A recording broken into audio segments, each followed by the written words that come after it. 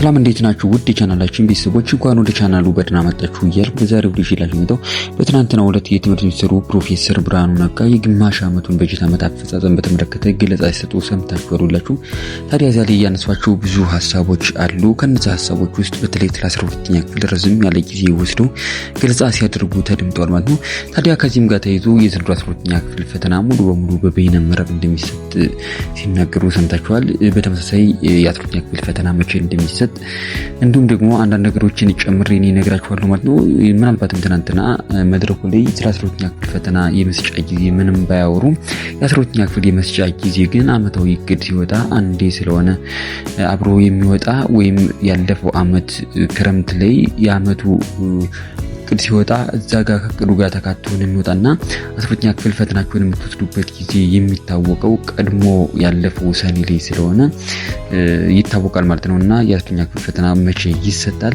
በተመሳሳይ ደግሞ ፈተና ስትፈተኑ ፈተናው በኦንላይን መሆኑ ምናልባት ለብዙዎች የመውደቅ ምክንያት ሊሆን ስለሚችል ስለ ፈተናው አንዳንድ ነገሮችን እነግራችኋለሁ ማለት ነው። ምክንያቱም ፈተና ላይ ሁላችንም እንደምታውቁት የሆነ መልስ መርጠን ያንን መቀየር ስንፈልግ ወረቀት ከሆነ ጀስት በእርሳስ ነው የምናጠፈው። አጥፍተን ምርጫችን ሌላ ፒክ ማድረግ ነው ማለት ነው። በደንብ ካጠፋነው ችግር የለውም።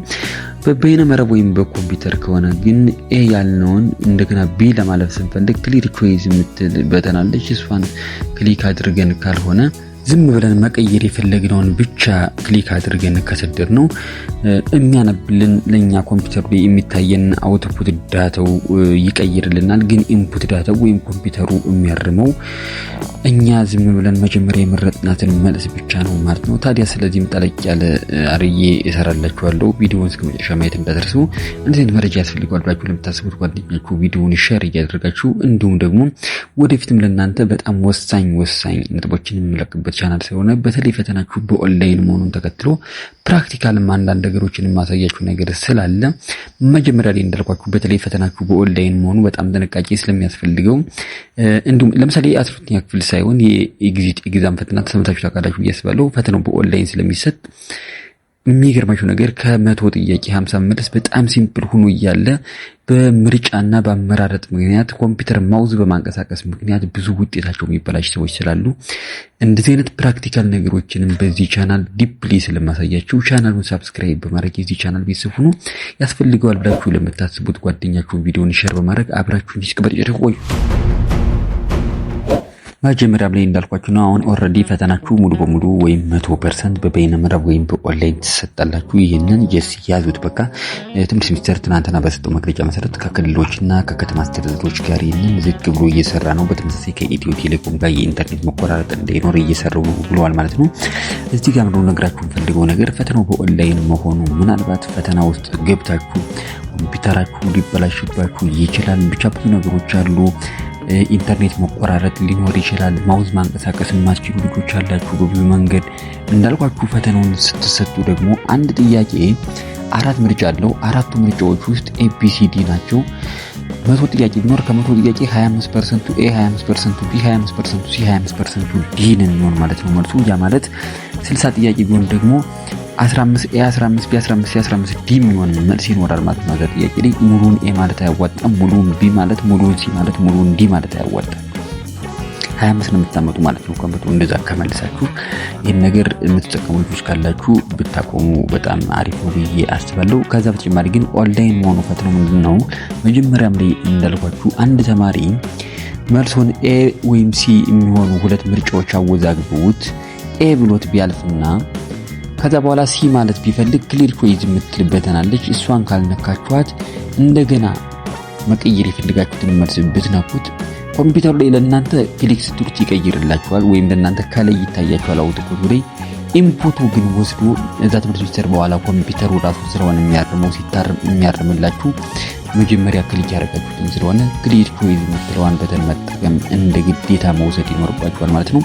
ይህ በተለይ ኤግዚት ኤግዛም ስንፈተን እኔ ከ1 ዓመት በፊት የማስታውሰውና ብዙ ሰዎችን ውጤታቸውን ያበላሽባቸው ነገር ስለሆነ በጣም ጥንቃቄ እንድታደርጉበት እፈልጋለሁ ማለት ነው። እዚህ በተጨማሪ የ12ኛ ክፍል ብሔራዊ ፈተና የሚሰጥበትን ቀን ታውቃላችሁ ብዬ አስባለሁ። ምክንያቱም የአመታዊ እቅድ ትምህርት ሚኒስቴር የሚያወጣ እንዳልኳችሁ መጀመሪያ ሐምሌና ነሐሴ ላይ ነው ማለት ነው። የዚህን ዓመት የበጀት ዓመቱን ይዘጋና አፈጻጸሙን ይጨርስና ያለፈውን ዓመት የአዲሱን ዓመት እቅድ በአዲስ ያወጣል ማለት ነው። ያንን እቅድ በሚያወጣበት ጊዜ እያንዳንዷ የበዓል ቀን የምትዘጋባት ካላንደሯንም ጭምር በማሰብ የ12ኛ ክፍል ፈተና መቼ እንደሚሰጥ ራሱ ያወጣል ማለት ነው። በዚህ ዓመት እያወዛገበ ያለው ሁሉንም ፈተናው የካቲትና መጋቢት ላይ ይሆናል። ምክንያቱም በዚህ ዓመት ምርጫ ስላለሚሉ ውዝግብ ሲፈጥሩ የነበሩ ወሬዎች አሉ። እነዛን ነገሮች ራሱ ትምህርት ሚኒስቴሩና የፈተናዎች አገልግሎት ኤጀንሲ ታሳቢ አድርጎ ስለሆነ መጀመሪያ የሚያመጣቸው ይህ ነገር ለእናንተ አሳሳቢ ይሆናል ብዬ አላስብም።